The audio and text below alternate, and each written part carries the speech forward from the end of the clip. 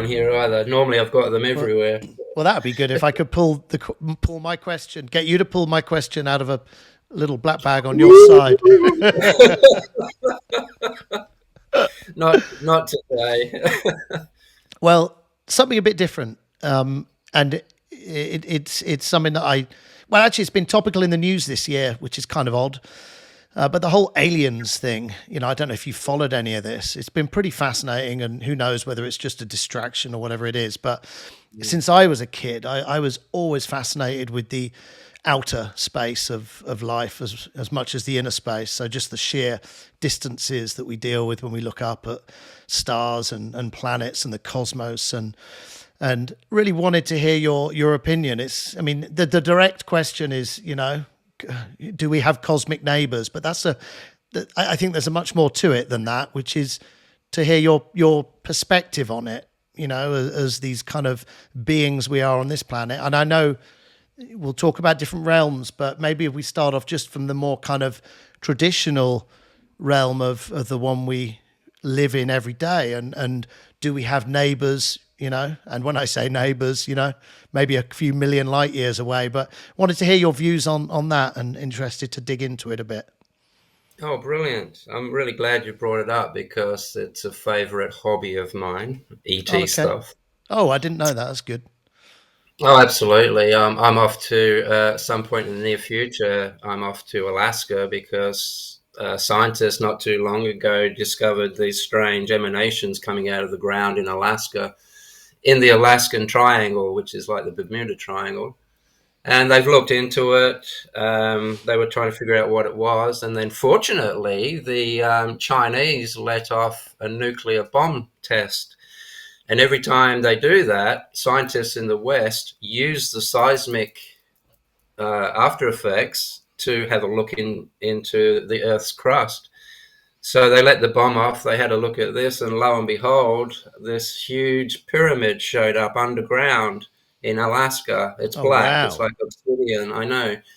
And it's releasing some kind of transmitting thing. So I'm going to go and have a look at that. But as you probably know, UFOs have been painted, medieval paintings. There's UFOs in the background. They're in cave paintings. They're all over the place. Aboriginals have got them in Australia all over their caves and rock paintings. They're all over the world. It's obvious that something has been coming and going. There's documents recording an aerial war in the Middle Ages. I might get this wrong, but it was like in Bulgaria or Poland, somewhere around that area.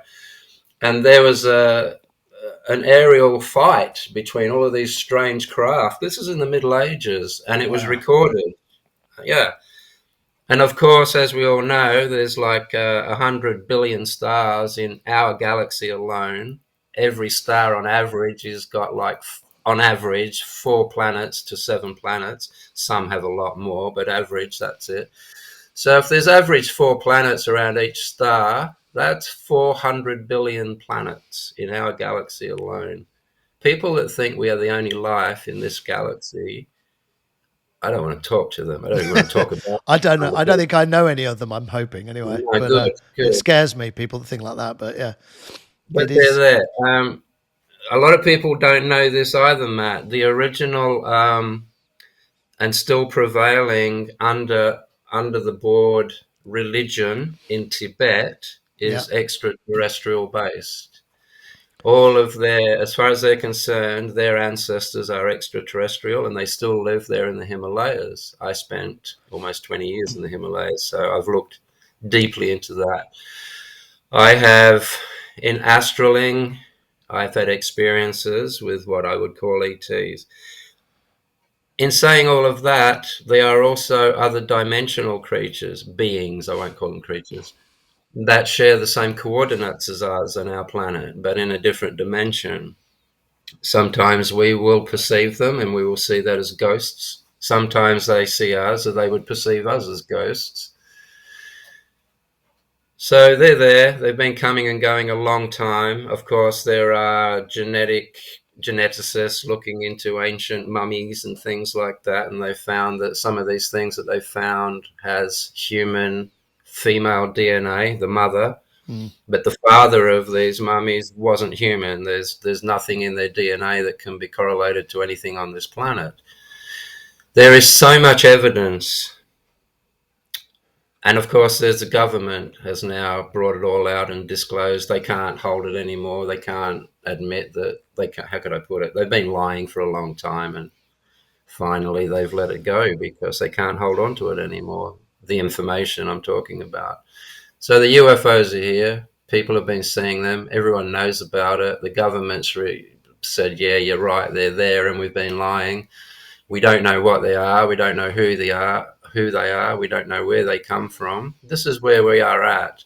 The last thing I heard was this. I don't know why this is so specific. This January is when the government's actually going to show us stuff.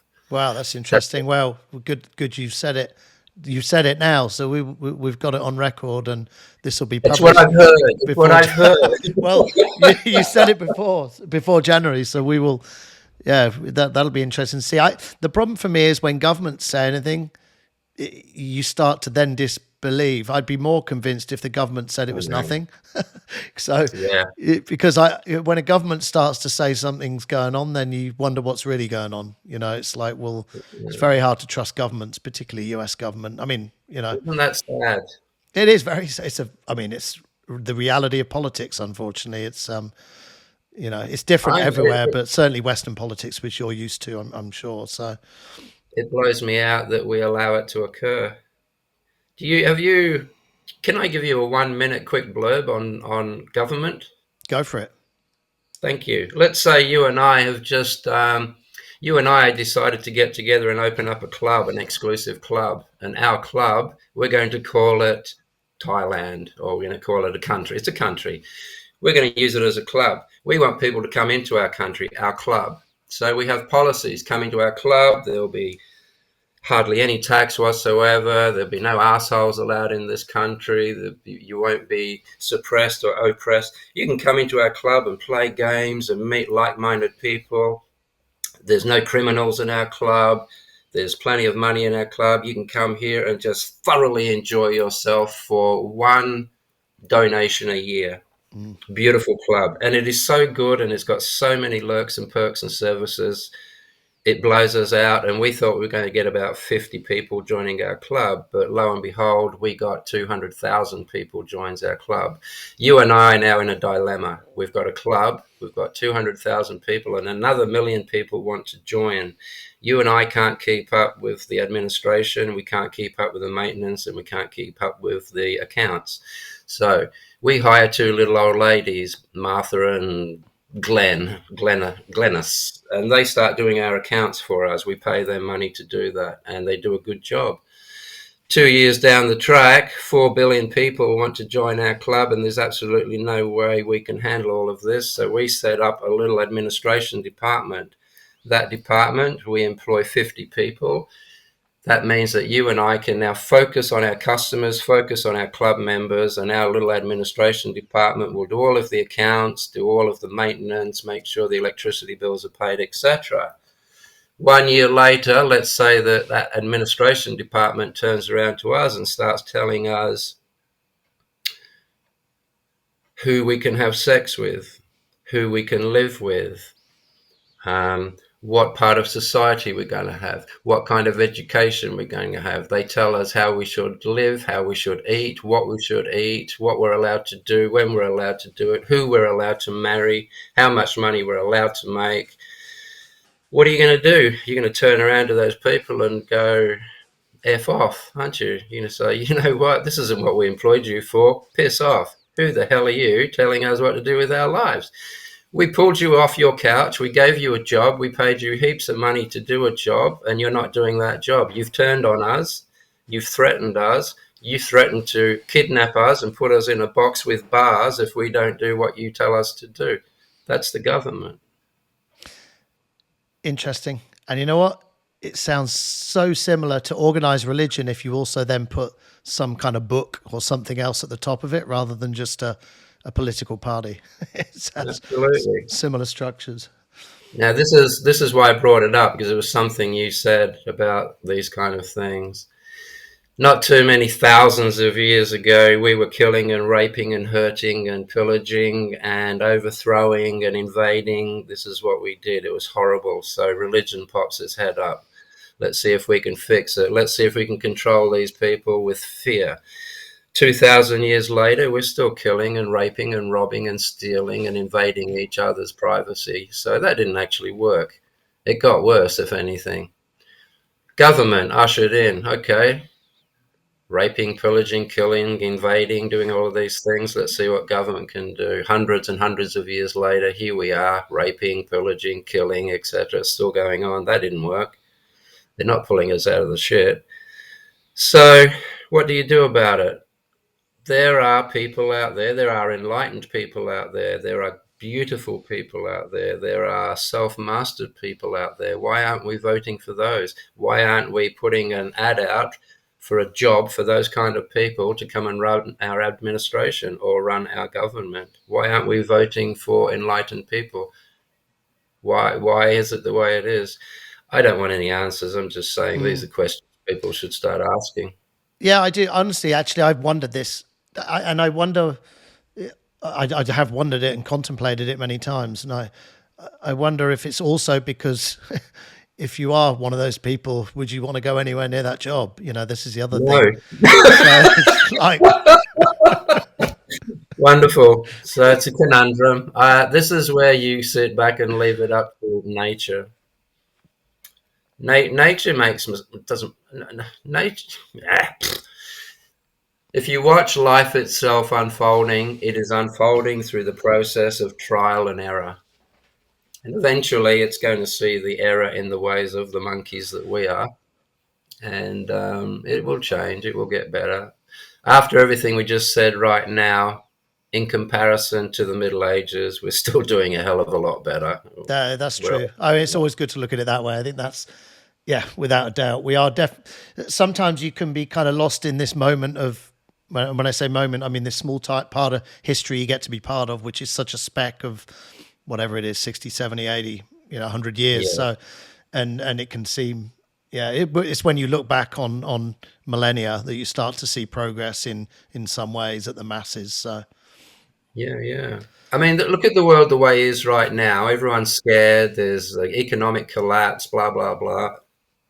Anyone my age, mid 60s, we've seen this happen 3 times. It's part of the process, this collapse, so they call it. It's happened, like I said, 3 times in my lifetime. You've probably seen it happen a couple of times, yeah, yeah.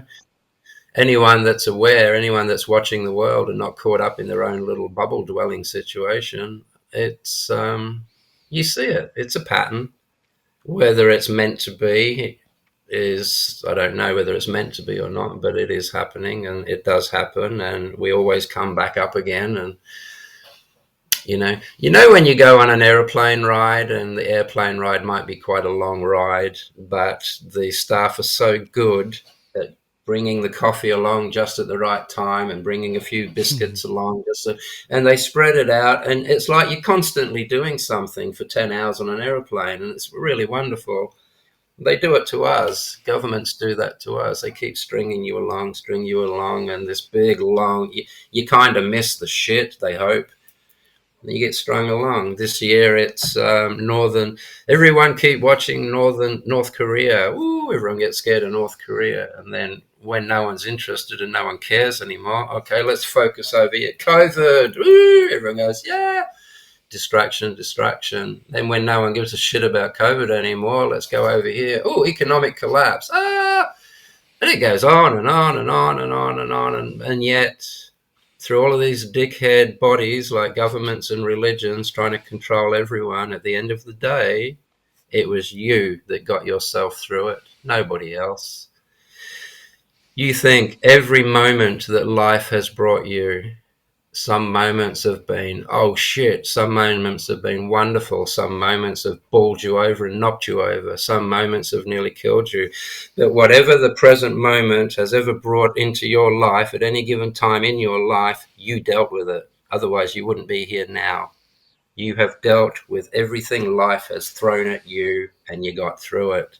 It wasn't because of your government, it wasn't because of your religion, it was because of your own willpower and capacity. And I'm saying this to everybody in the world, not just you. Good words. I don't know why I said that, but it's felt good. Cool. Well, look, before we wrap this one, because we were talking about, well, we were talking about aliens, but we were talking about government. You mentioned January. I know it's not a premonition; it's just a statement, and we'll see what happens. But if something does come out, then what do you think they might tell us? Any idea? I think they might tell us that they'll break it very slowly. They're terrified of us. They will tell us that life has indeed been discovered and it's a lot closer than that we anticipated. And either at the same time or not too long later, they will start to tell us that contact has been made, intelligent contact. And then before you know it, they'll go, "Ooh, this contact, they've just told us that the speed of light isn't the speed limit after all. They can get here from the next galaxy in like 3 seconds. They've got this wormhole thingy going on that they're going to come and talk to us about." What they won't tell you is they probably promised them 150,000 human test subjects in return. X-File stuff. That's. I mean, That was a whole joke. I know, I know. I mean, up until the last part, I'm like, that for me, I love that idea, but I'd be very kind of disbelieving of anyone understanding the kind of wormhole thing. Yeah, as in, to your point of anyone in control seems to be so unenlightened. How could they have that sort of knowledge and be running the place the way they are? So I'm kind of so skeptical about. Yeah, frankly speaking, that is probably how someone would have had to get here. You'd think so, but Mm-hmm.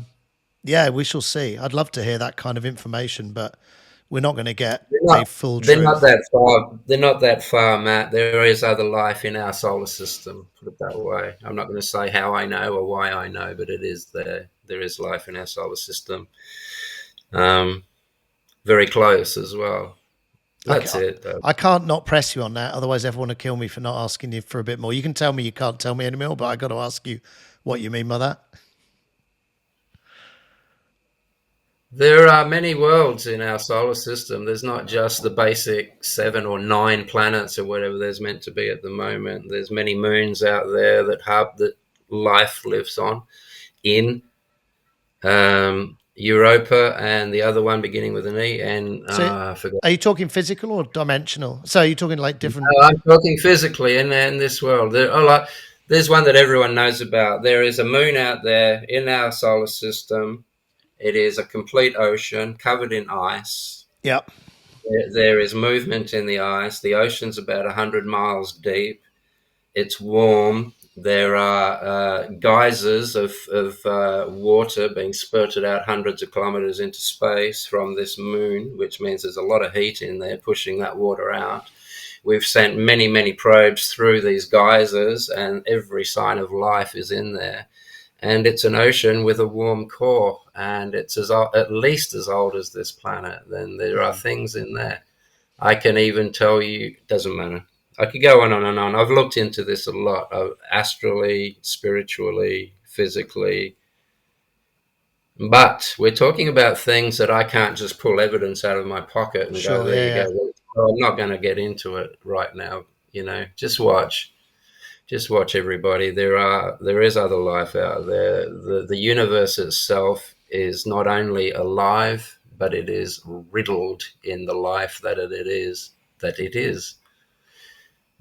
We are far from alone. Our universe might be alone, but within the universe it is riddled.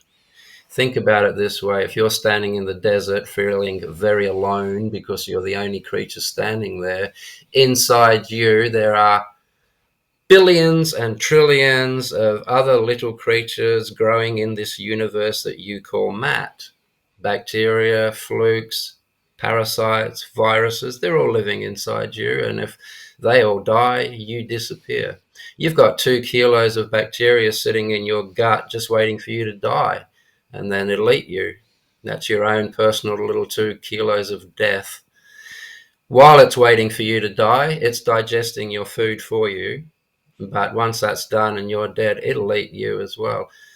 And that's a community all on its own, you know. So as above, so below. I love looking at it that way. When you go the micro level, it's very interesting when you start. I mean, we started off this conversation talking about the vastness, but yeah, you can also go the other way and start to go real small, and it gets just as weird and wonderful. So As above, so below is an incredible fact if you look into it. If you look into your body, you will see how the universe works. If you look at the universe first, you'll see how your body works.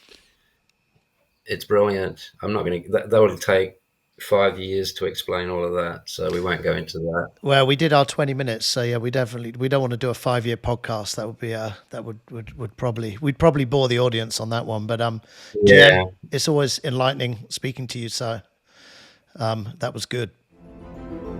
beautiful. Always a pleasure talking to you, Matt. Always.